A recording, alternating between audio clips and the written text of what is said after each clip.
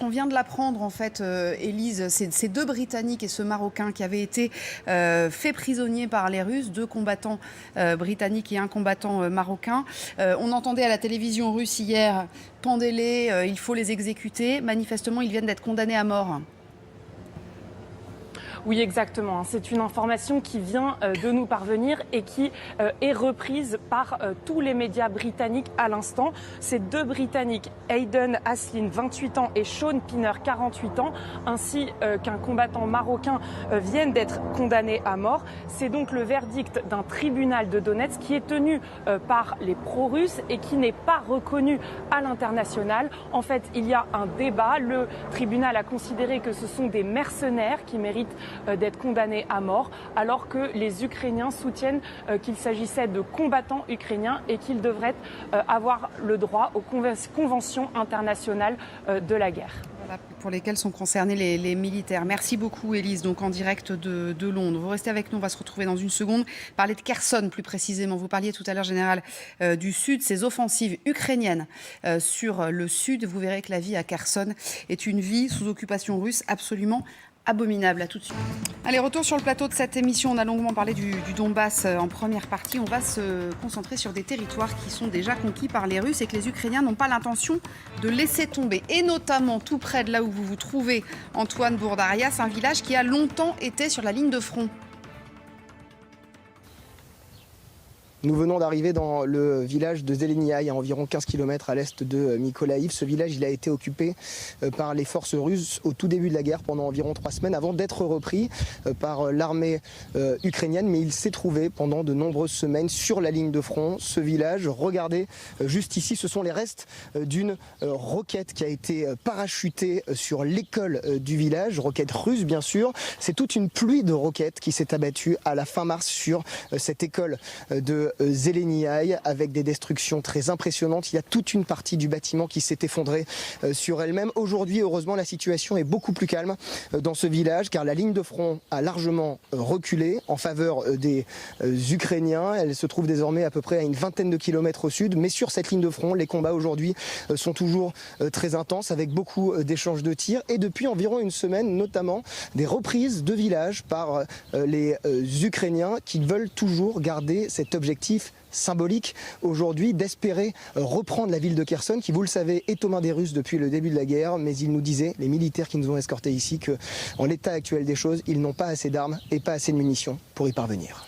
Merci beaucoup Antoine Bourdarias avec Adrien Acco. On verra avec Catherine André tout à l'heure sur les cartes justement ce qu'il en est de ce front et pourquoi cette ville de Kherson est si stratégique. On va d'abord faire un focus sur la façon dont la vie se déroule dans Kherson. Et là, c'est vous, Émilie Broussoulou, qui allez nous raconter. Il y a une vraie résistance qui s'organise, sachant qu'ils sont courageux, ceux qui résistent, parce que je vous raconterai après ce qui se passe avec les civils qui ne rentrent pas en droite ligne avec la Russie.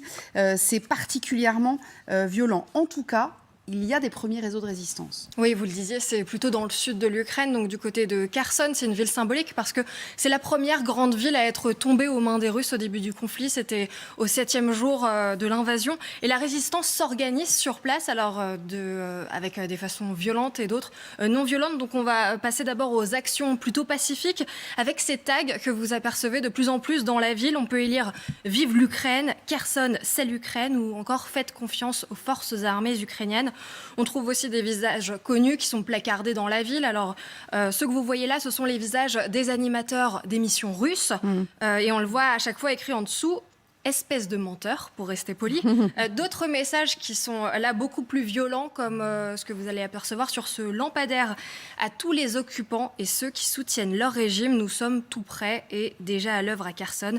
C'est la mort qui vous attend tous. Kherson, c'est l'Ukraine. Et donc des messages qui sont vus tous les jours par des milliers d'habitants. Donc ça, c'est la contestation non violente dont vous nous parliez. Il y a donc un peu plus radical. Oui, alors là, on est toujours dans le sud, mais cette fois à 200 km de Kherson, du côté de Melitopol. Une autre ville tombée entre les mains des Russes dès le début du conflit. Une voiture piégée a explosé dans le centre de la ville. C'était il y a environ une semaine. Ça a entraîné 2 blessés, toujours dans le sud du pays, mais cette fois dans la ville d'Enerodar. Une tentative d'assassinat, là, c'était il y a environ 2 semaines, sur Andrei Shevchik, le maire de la ville, qui a été installé par Moscou. L'entrée de sa résidence a explosé. Il a été blessé avec ses 2 agents de sécurité. été. Donc de plus en plus d'actions violentes et visiblement ça ne fait que commencer. C'est ce qu'affirme le porte-parole de l'état-major des forces armées ukrainiennes. On l'écoute. Загарбники бояться опору місцевого населення, який наростає, зокрема у Херсонській області. Керівництво окупантів пересувається з великою кількістю охорони в бронежилетах, у броньованих машинах. Місцеві жителі продовжують чинити тотальний спротив. Alors tous ces messages et toutes ces actions inquiètes du côté de Moscou, ça freine la mise en place de l'ordre russe. Par exemple, un référendum avait été évoqué pour que Kherson rejoigne officiellement la Russie. On évoquait le mois de juillet et finalement ça a été repoussé plutôt au mois d'octobre ou novembre. Et oui, donc on voit que les choses sont en train de bouger effectivement du côté de Kherson. Est-ce qu'ils pourraient reprendre la ville, les Ukrainiens ? Ça paraît très compliqué parce que l'Oblast est grand, la ville n'est pas précisément tout près des lignes qui font l'objet d'une reconquête ou d'une tentative de reconquête ukrainienne. Là aussi, ça avance doucement. Et néanmoins, il s'agit d'une résistance intérieure. Donc il faut qu'ils tiennent, mais je ne suis pas certain que la ville va tomber pour une autre raison, c'est que les Russes veulent en faire une vitrine. Veulent en faire une vitrine de leur reconquête. Le référendum est certes repoussé, mais déjà, les panneaux ont été réécrits en russe. On y parle russe, on y commerce en rouble et les livres d'histoire ont déjà été changés. Donc il y a une russification et je ne passe pas sous silence le fait qu'une partie de la population a été déplacée, remplacée par une autre. Alors moi j'ai regardé, je pense que la résistance va continuer dans toute une série d'autres villes. Ça ne veut pas dire que les troupes ukrainiennes vont venir les libérer. J'ai trouvé un rapport qui a été publié lundi dernier par une ONG ukrainienne qui s'appelle l'Initiative des médias pour les droits de la personne. Et cette ONG dit que le FSB, donc les services secrets, mène une vaste chasse à l'homme à Kherson. Il y a 10 lieux de détention, manifestement, qui sont recensés par cette ONG, où les détenus ont été gravement battus et torturés. C'est ainsi que c'est écrit dans le rapport. Je vous propose d'écouter cet échange entre deux Russes, toujours un échange radio, ce dont on parlait tout à l'heure. Alors, ils sont donc dans la zone et ils cherchent manifestement, de ce qu'on comprend, un camion qui transporterait des pommes. Écoutez. Ну, за машину с яблоками ничего не говорили? Говорили. У меня приказ сжечь нахуй. А ты откуда знаешь, что это за машина и с чем она едет? Ну, мне сказали, если подозрительная личность, без разговоров сжигать нахуй. Да. Конечно. У меня приказ от майора такой. Появляется машина или фура, или что, яблоки, только это, блядь. Смотришь, спрашиваешь, что везет? Яблоки. Если человек подозрительный, ебашь без разговора, разговоры потом. Bref, s'il en était besoin, Catherine, que les crimes de guerre sont bien commis en Ukraine. Hein. Ah oui, puis que les Russes ne se sentent pas du tout en sécurité, parce qu'effectivement, même quelqu'un qui transporte des pommes, si jamais il ne répond pas exactement comme le Russe l'espère, il se sent tout de suite en insécurité. Il a donc tout loisir de tirer. Donc ça veut dire qu'effectivement, ils craignent énormément pour leur sécurité, ce qui rejoint ce dont on parlait, avec effectivement des mouvements de résistance qui sont encore en train de s'installer. Ce n'est pas des grands mouvements de résistance, mais effectivement, ça doit faire quand même suffisamment peur aux Russes pour qu'ils soient déstabilisés à certains endroits, en tout cas qu'ils contrôlent. Et Kherson, c'est d'autant plus important qu'on se souvient que le 9 mai, ils en avaient fait une des vitrines de la Grande Russie éternelle, puisqu'il y avait eu un défilé pour commémorer justement le jour de la victoire russe. Donc, pour les Russes, conserver Kherson, c'est vraiment très important. Et dire que tout s'y déroule sans problème, c'est presque encore plus important pour prouver qu'ils ont libéré des populations qui sont pour la Russie et qui sont enchantées de les voir arriver. Alors manifestement, toujours dans ce rapport, et ça m'a fait penser moi à ce qu'on disait sur Mariupol, où les Russes disent si vous ne nous aidez pas à nettoyer les rues, vous n'aurez pas d'eau potable, par exemple. Là, dans ce rapport, il y a une jeune femme qui est une résidente de Kherson qui a réussi à s'exiler, qui dit quand même, je vais la citer, et je vais vous faire réagir, Anastasia, là-dessus. Pour les Russes, ça ne fait aucune différence que vous soyez un militaire ou un civil, un homme ou une femme, tout le monde est en danger. La vie sur place, c'est la terreur. Les réseaux de communication ukrainiens sont coupés. On vous donne une carte SIM si vous avez un passeport russe, par exemple. Enfin, ce genre de choses, c'est la vie quotidienne à Kherson, manifestement. Exactement, et tout ça après aussi des batailles, après des cadavres dans les rues qui ont été les reportings du maire de Kherson, la communication officielle dans les premières semaines aussi de la guerre. La ville de Mariupol à laquelle vous avez référé aussi, il faut dire que l'eau potable, je pense que c'est pas une option parce que les réseaux sont détruits. L'eau potable est mélangée avec de l'eau, donc des dégâts d'eau, et donc la pandémie de choléra est en place donc en Mariupol. Donc là, si l'eau potable pourrait être donnée par des bouteilles, peut-être, je ne sais pas.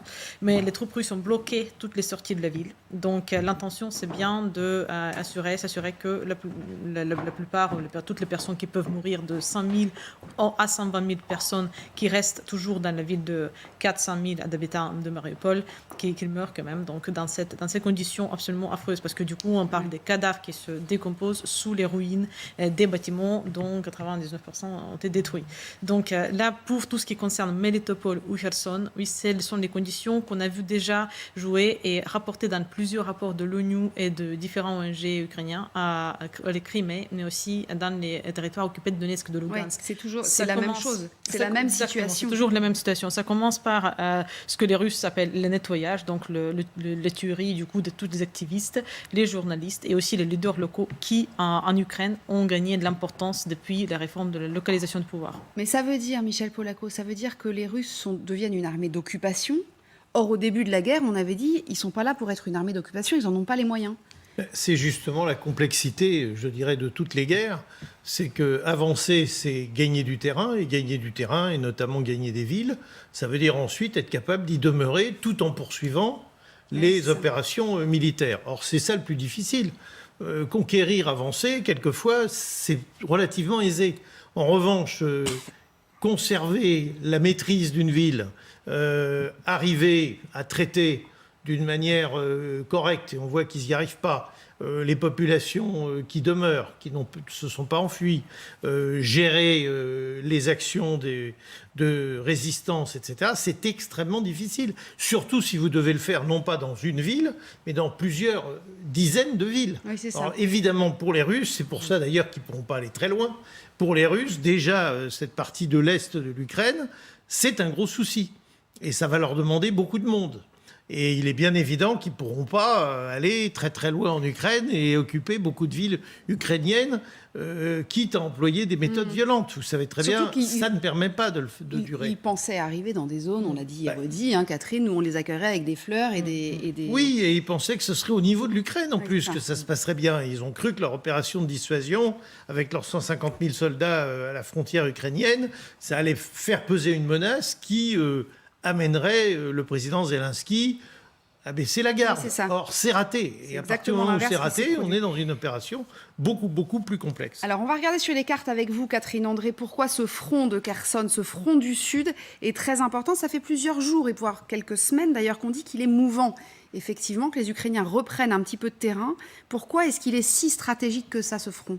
Oui, effectivement, il y a encore des affrontements très durs dans cette partie donc, de l'Ukraine autour de Kherson, seule ville qui est tombée donc aux mains des Russes, seule ville d'importance, avec effectivement, vous voyez en bleu, là, des contre-offensives qui ont été lancées par les Ukrainiens avec un certain succès. Depuis 2-3 semaines, ils ont repris une petite bande de territoire, cette petite bande de territoire que vous voyez en bleu. Alors pourquoi autant d'enjeux autour de cette zone imprécise?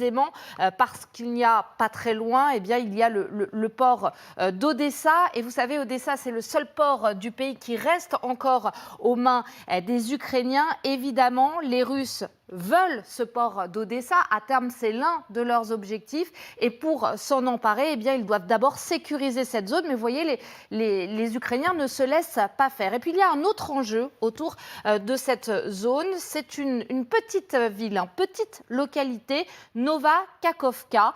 Dès les premiers jours du conflit, les Russes, ils se sont rués vers cette ville pour en prendre le contrôle. Parce que depuis cette petite localité de 50 000 habitants, eh bien, il y a un canal qui alimente la Crimée qui a été annexée en 2014 par les Russes, canal qui alimente la Crimée en eau douce. Et lorsque la Crimée a été annexée en 2014, eh bien les Ukrainiens, en mesure de rétention, ils ont coupé l'eau douce. Et depuis 2014, cette question de l'eau, elle était majeure en Crimée. Il y avait une pénurie d'eau, ce qui est un vrai problème pour l'agriculture. Et bien dès les premiers jours du conflit, les Russes, ils ont rétabli l'eau, ils ont irrigué de nouveau la Crimée, ils défendent leur position. Mais vous voyez, les Ukrainiens, ils ne sont pas loin, ils n'ont pas renoncé au fait de repousser les Russes et de reprendre cette petite localité qui est une arme pour faire bouger les Russes sur leur position autour de la Crimée.